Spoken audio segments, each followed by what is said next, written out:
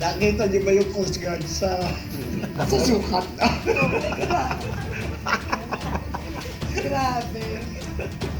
Nagpapatrolya na po ang Coast Guard sa sukat. nasa creek na sa kanal. Merong MBS din. Andun na sila eh. Seriously po, seriously. Merong mga flood control na pinakita nagawa na sa Ilocos Norte. Pero, Natibag. natibag. Natibag ng tubig. Wala palang bakal, puro semento lang. You see? So ganito po tayo lokohin ng ating gobyerno. Ganito po tayo nakawan ng ating gobyerno. Kaya kita nyo, yung tubig na pinadala sa atin ng Panginoon ni Allah para ipakita sa ating gobyerno, hindi rin kami sumasang-ayon sa ginagawa ninyo, kaya ibubulgar namin kayo. Pababahain namin sa inyong mga lugar. Tingnan mo yung mayayabang na nagsasalita sa La Union. Si Ortiga. O, di ba lubugan San Fernando, lubugan La Union? Si O, Ortiga. paano pa ngayon? Si Congressman Ortiga. Sa Ilocos, nagiba yung flood control. Walang bakal, simento lang.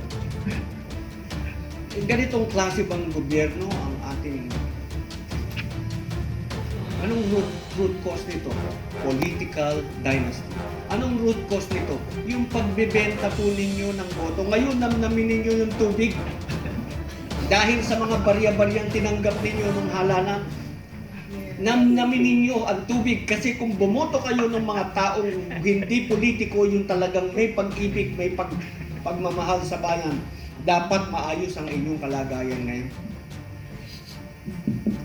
Pero hindi pa po huli ang lahat. Hindi po tao ang may kasalanan dito.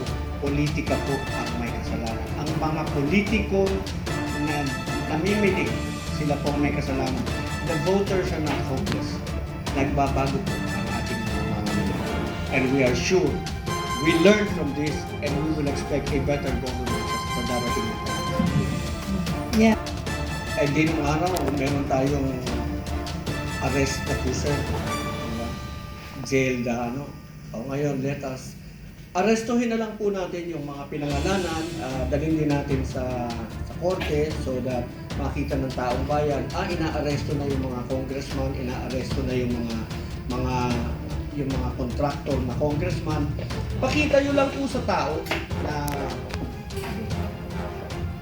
pinapanagot ninyo yung mga dapat managot, hindi yung kinikitin ninyo yung boses ng mga nagsisiwalat ng katotohanan, lumalaban para sa bayan. Pagkatapos, madaliin po ninyo yung bail hearing ni Senator Marcoleta, yung kay Congressman Mike Defensor, kay Senator Jinggoy. And then you allow the senators to participate in the proceedings kasi yung po kasing impeachment is a constitutional duty. It is an extraordinary power ng Senado na ipinataw ng ating saligang batas sa Senado.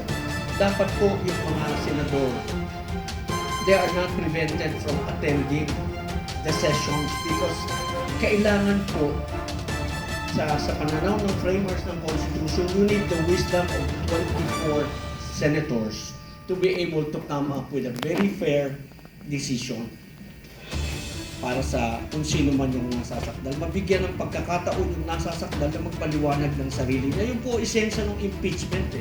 Bigyan mo ng pagkakataon yung high government official sa bintang sa kanya. Bigyan mo ng pagkakataon. And then huhusgahan siya ng 24 wise men and women. Hindi mo po pwedeng limitahan yan eh. Patayin mo para mabawasan. 23, 22, 20, kung ilan ang gusto mo. Yun lang po kasi pwedeng mabawasan yung 24 eh. May mamatay, may mag-resign. Other than that, you have to reckon with 24. You cannot reduce that. Inuunahan ko na po, pasensya na kayo, nabanggit ko ngayon dahil ang aking bata sa Senado dahil sa kanilang ginagawa, lumaragasa po yan na parang trend, they will convict regardless. Bago po mangyari yun dahil that's going to be disastrous for the country when they do that. And they think they can do that because they think the people are just watching and walang pakialam dito. before tayo dumating doon sa kaguguran, ayaw natin mangyari sa atin. Let us prevent them by all means sa lahat ng pwede natin gawin. And that is by showing government, tigil na po. Itama nyo na po. Panagutin po ninyo, si Martin Romualdez, yung demanda, totohanin niyo yung demanda, huwag yung demandahan lamang na i-acquit niyo eventually. Because it is one thing to file a complaint, it's entirely different matter to prove a case. You have to file a case against Martin Romualdez na talagang totohanan.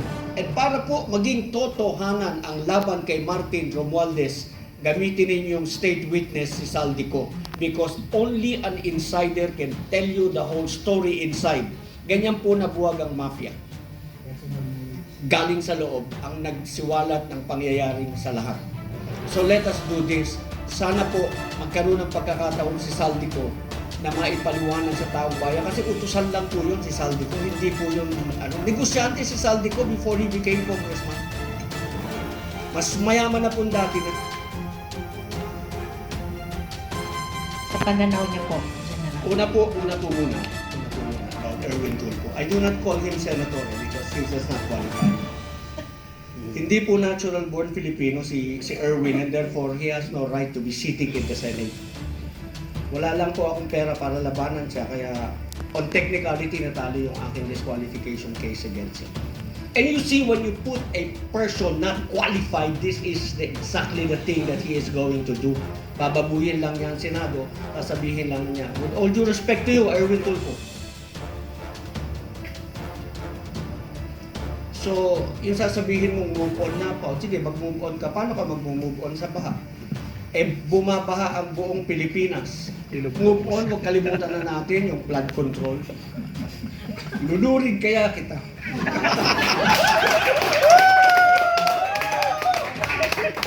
Ilub-lub So, ano Ano ko sino yun? po ba yung magaganchilyo? Ay, Nagkakansing. Yun yung yumaman sa iskandalo sa buhay ng tao. dalawa silang ang kapatid. Ayan klarong-klaro. There are only 22 wise men and women in the Senate today. UPI po, bantay ng ating saligang batas. Marami pong hindi natural born Filipino sa ating Kamara, sa ating Senado. Dapat po wala sila dyan. Kahit po sa gabinete, merong hindi natural born Filipino. Nakasaad po kasi sa saligang batas, dapat natural born Filipino. Grabe. Ang mga nawala na ng kanilang citizenship dati, na nag-reacquire ng Philippine citizenship, did not reacquire their natural born status. Correct. Maliwanag po yan sa saligang batas. Hayaan mo, Sa mga buhaya. Sa mga anong tawag mo doon sa may tawag sa group of crocodiles. May tawag doon crocodile farm. Crocodile farm, pero the House of Crocodiles. Anyway, the House of Crocodiles. Siguro bato-bato sa langit. Tamaan tablang ka sana. General, ano ko lang kasi doon sa tanong ko sa iyo, 'di ba, about the kung tungkol kay Erwin, para sa ating mga kababayan, no? The difference between an investigation with the Blue Ribbon Committee and the Ombudsman hearings are private. No? The Blue Ribbon Committee is public. So napapakinggan natin, hindi pwedeng magsinungaling. Tayo mismo na taong bayan, iba kasi itong na to di ba? That is the exact reason why the Blue Ribbon Committee has been created by the Senate in order for the investigation of public officials in the country na makita ng taong bayan, may partisipasyon ang taong bayan, kasi malay mo meron dyan sa ating mga kababayan can become witnesses to these allegations. Yan po yung kaibahan. At ito si Erwin Tulfo, kasi huwag nating tawagin senador dahil hindi natural born citizen. Si Erwin Tulfo ay ayaw na niya na ituloy ang investigasyon ng Blue Ribbon when in fact, it is the best avenue for all the people of the Philippines who are taxpayers na ninakawan with these projects na ginawa ng administrasyon na makita ang buong katotohanan ng walang maskara at walang tabil, di ba? There is no veil to the truth.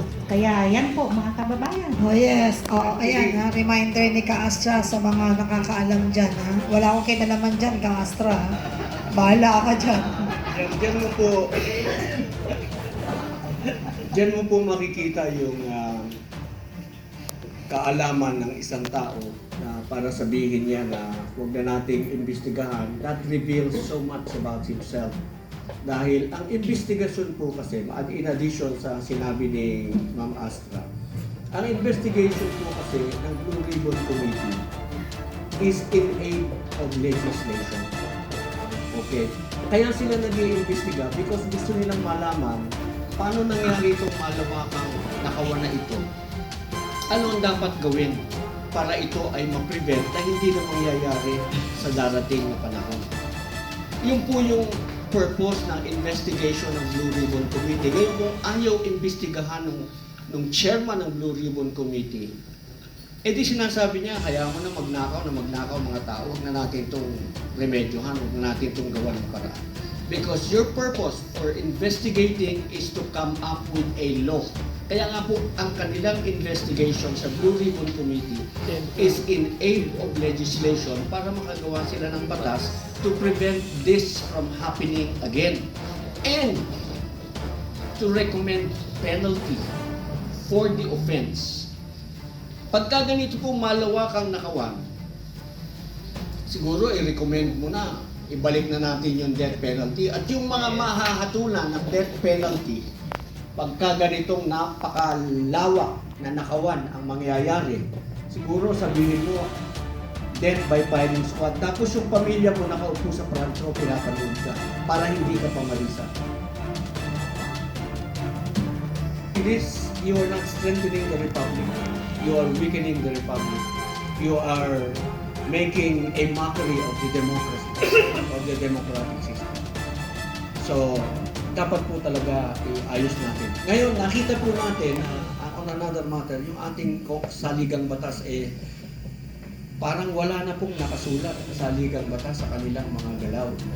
Wala na silang ginagalang na batas. At kung ano na lamang ang gusto nilang gawin, kung ano na lamang ang kanilang naisipan, yun ang kanilang gagawin. So, dapat po talaga, taong bayan, please, gumising na tayo. Makiisa tayo, pakita natin, tama na po, let's prevent, i-prevent po natin yung the worst that could happen. Pagka ganito na yung mga nangyayaring sunod-sunod na mangyayari. Ano po? Ayaw po natin ang malawakang kaguluhan na tayo mismo ang magpapatayan. Huwag po yan. Huwag po tayong dumating na.